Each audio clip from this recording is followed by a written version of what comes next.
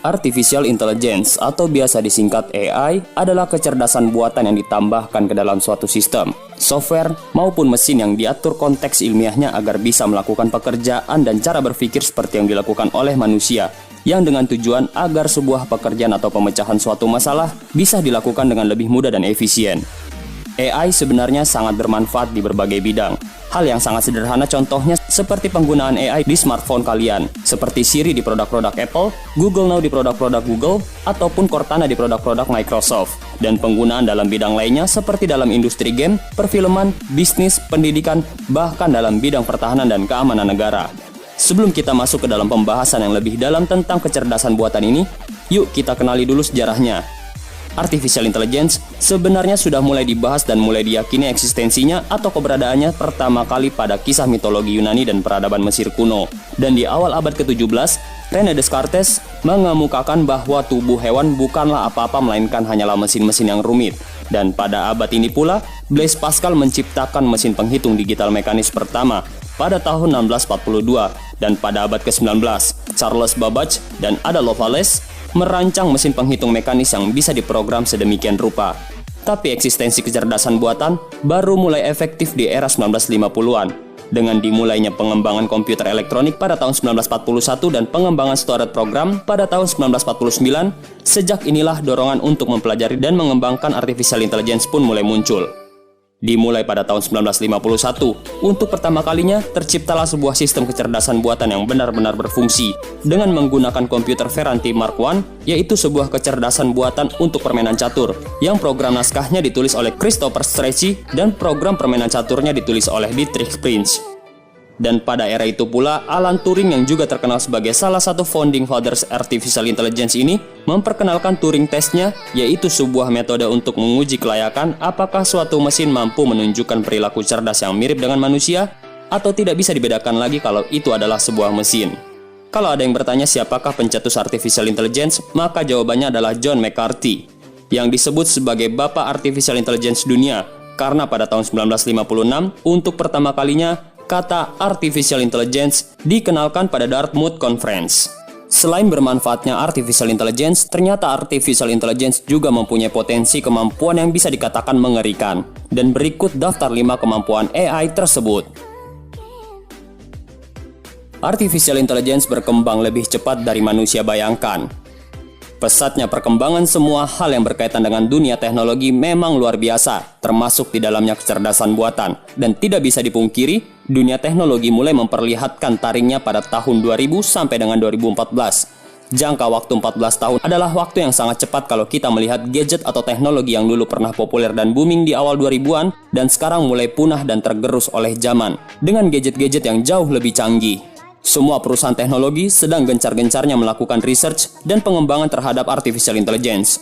Contohnya seperti raksasa teknologi Google, Apple, Microsoft, dan juga Facebook, yang berlomba-lomba menetaskan kecerdasan buatan yang jauh lebih pintar dari sebelumnya. Karena hal inilah, akselerasi perkembangan dunia artificial intelligence jadi sangat cepat dari yang kita bayangkan. Buat generasi 90-an, coba kalian ingat era 2000-an awal. Di era itu, pernah nggak kalian bayangin 10 tahun ke depan nanti akan ada alat atau teknologi yang ada di genggaman tangan kita, bisa kita perintah hanya dengan perintah suara. Atau mungkin seenggaknya teknologi itu bisa kita ajak ngobrol buat yang lagi kesepian. Ya, biar nggak sepi-sepi banget. Dan sekarang, 10 tahun kemudian sejak era itu, teknologi itu sudah ada di dalam genggaman tangan kita. Apalagi kalau bukan smartphone, yang kalau kita jauh darinya pasti bikin galau. Kalau kata anak sekarang, mending jauh dari pacar daripada jauh dari HP.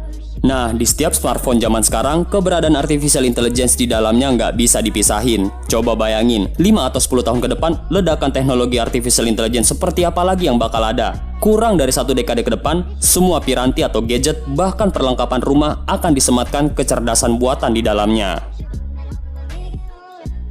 Manusia akan tersaingi oleh robot. Makin pintar sebuah robot, makin banyak membantu manusia dalam pemecahan suatu masalah, terutama dalam sebuah industri. Menurut Profesor Moshe Fardi dari Rice University, robot akan mengambil alih pekerjaan manusia dalam waktu 30 tahun ke depan. Pengangguran akan meningkat sampai dengan 50%. Meskipun terdengar mengerikan, tidak semua pekerjaan akan bisa diselesaikan oleh robot. Ya, mungkin untuk sekarang-sekarang ini. Robot biasanya akan mengerjakan jenis pekerjaan yang berat dan membutuhkan ketelitian dalam siklus yang terus berulang. Kebanyakan pabrik di negara maju seperti Jepang, negara-negara lain di Eropa dan Amerika sudah mulai mempercayakan proses produksinya kepada robot. Robot yang sudah diprogram sedemikian rupa akan mampu mengerjakan suatu pekerjaan yang sama secara terus-menerus tanpa meminta kenaikan UMR atau kenaikan gaji, dan tentunya robot tidak bisa capek atau sakit seperti manusia. Buat kalian usia produktif atau kalian yang nanti mulai masuk usia produktif, siap-siap aja pas lagi ngelamar kerja saingan sama robot. 2040 robot akan lebih pintar dari manusia. Karena riset yang dilakukan secara terus-menerus oleh para punggawa teknologi, tentunya kecerdasan buatan akan semakin cerdas dari hari ke hari. Dan tentu juga dalam bidang robotika akan hadir nantinya sebuah robot yang kecerdasannya setara dengan manusia atau bahkan lebih cerdas dari manusia itu sendiri. Pada tahun 2013, sebuah survei dilakukan oleh Nick Bostrom, yaitu seorang profesor dari University of Oxford. Survei ini dinamakan sebuah survei opini dari para ahli AI, kemajuan masa depan dalam bidang artificial intelligence, dan jawabannya bervariasi. Tapi rata-rata dari para ahli dalam bidang AI mengatakan kemungkinan besar pada tahun 2040 robot akan memiliki kepintaran yang jauh lebih hebat dibanding manusia. Hasil survei tersebut sejalan dengan riset tentang kecerdasan buatan yang dilakukan oleh Massachusetts Institute of Technology atau MIT pada tahun yang sama, yaitu 2013.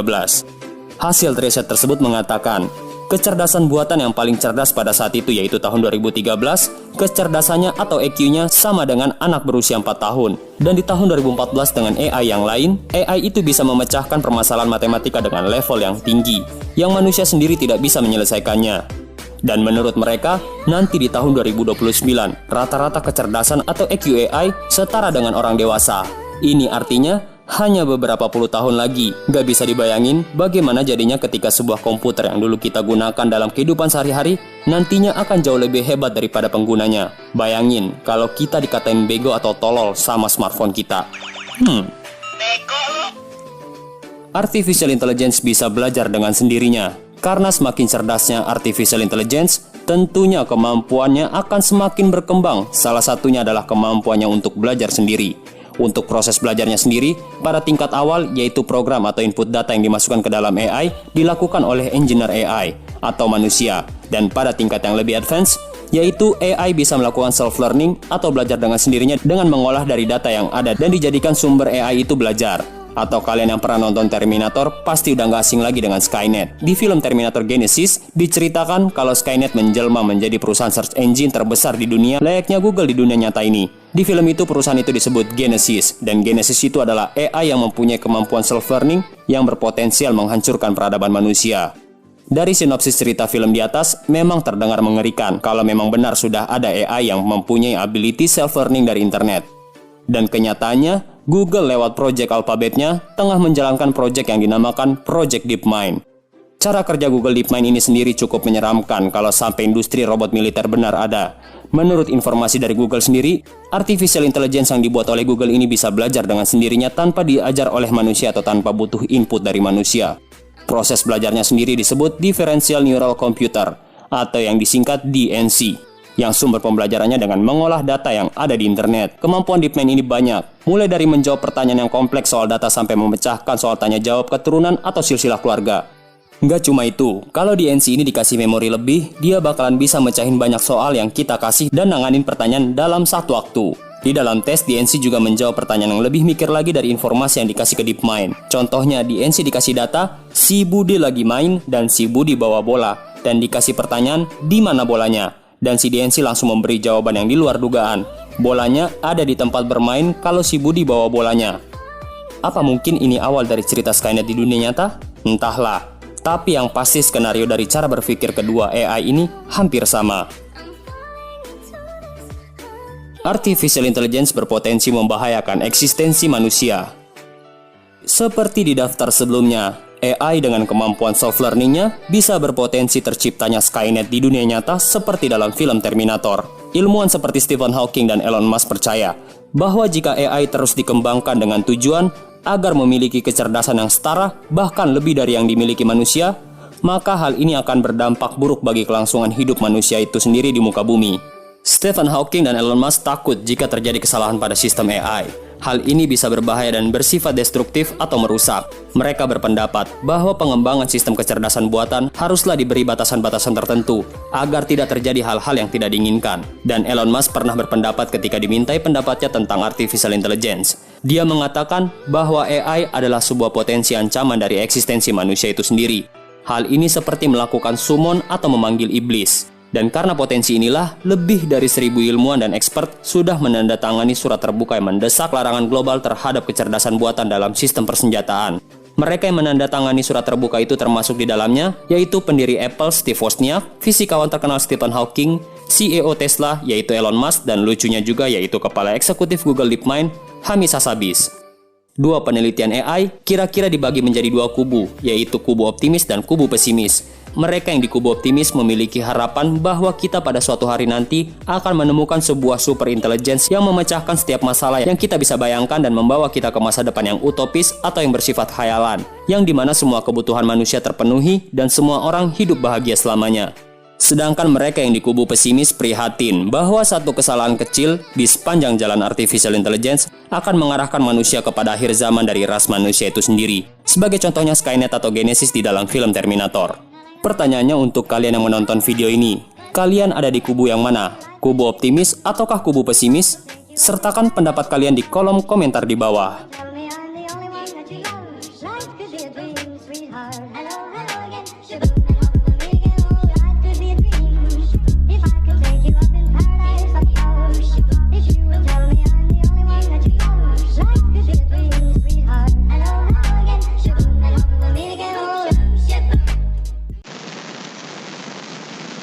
Assalamualaikum warahmatullahi wabarakatuh.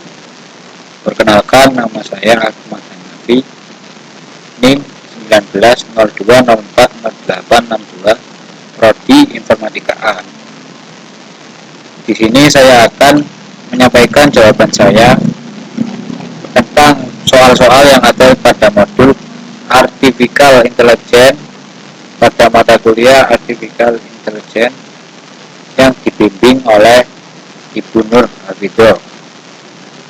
Langsung saja yang pertama, apakah AI itu penting bagi kehidupan?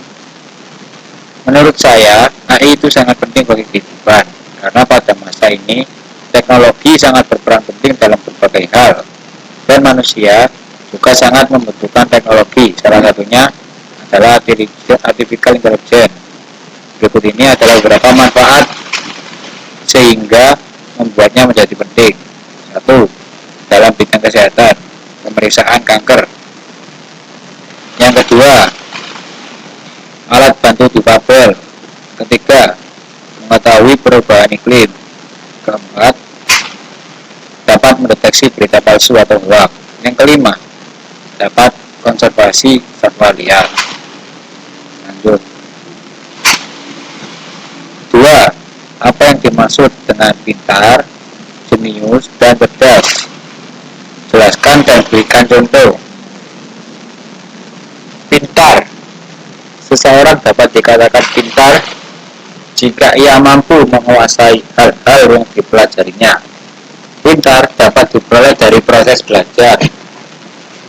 Contohnya adalah seorang mahasiswa yang memiliki IQ pas-pasan bisa dikatakan pintar jika ia belajar materi setiap hari dan jika dia belajar dengan sungguh-sungguh. Cerdas. Cerdas merupakan suatu keistimewaan pada seorang individu karena tak semua orang memperoleh anugerah ini. Kecerdasan tidak dapat dipelajari karena sifatnya individual dan di luar kehendak manusia. Contohnya seorang mahasiswa ketika ia dalam keadaan terdesak seperti saat akan presentasi dan lupa membawa laptop, kemudian ia meminjam laptop temannya, maka ia bisa dikatakan cerdas. Jenius erat kaitannya dengan tingkat IQ seseorang. Ia memiliki cara kemampuan berpikir tinggi, kreativitas, serta daya imajinasi yang luar biasa. Orang jenius belum tentu jadi pintar. Contohnya, seorang mahasiswa yang mampu menciptakan teknologi yang belum pernah ada bisa disebut jenius. Nomor 3, Sebutkan aplikasi AI komersial yang lain selain disebutkan di modul. Berikut ini adalah contoh aplikasi AI komersial. Yang pertama, email.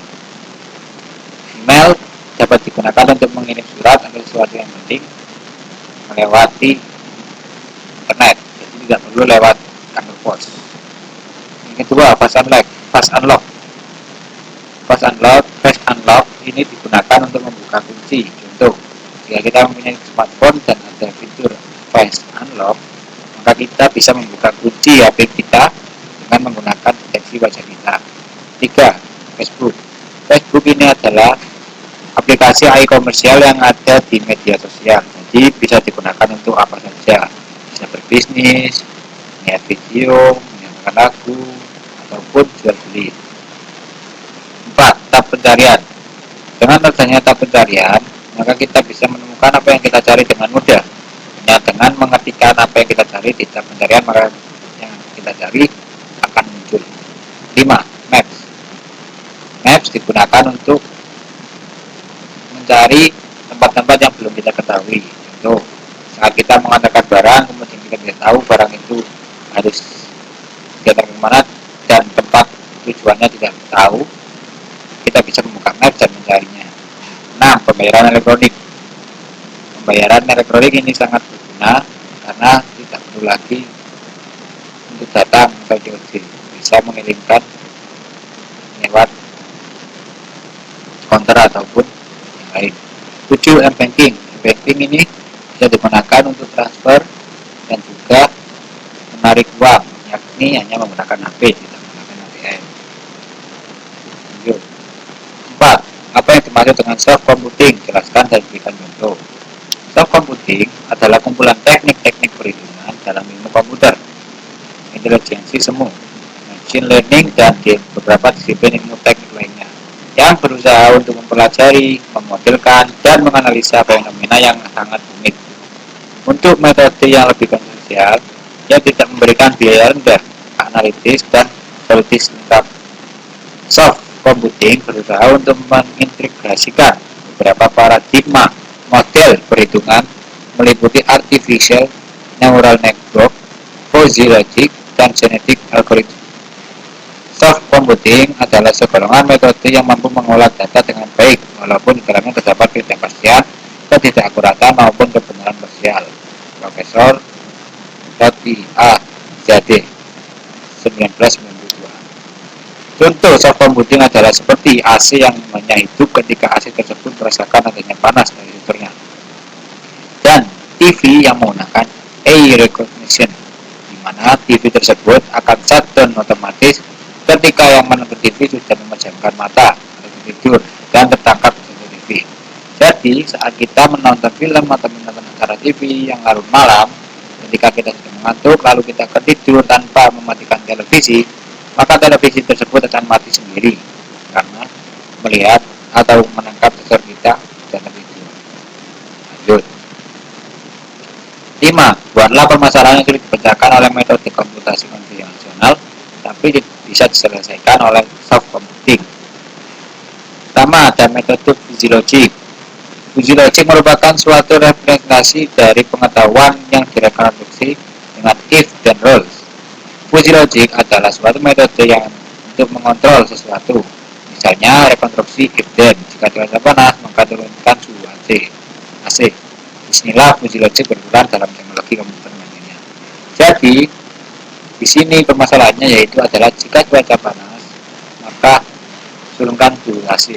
Nah, untuk saat ini AC hanya bisa diturunkan dengan menggunakan remote. Jadi dengan menggunakan metode fuzzy logic, maka jika cuaca terasa panas, maka AC tersebut akan menurunkan suhunya secara otomatis.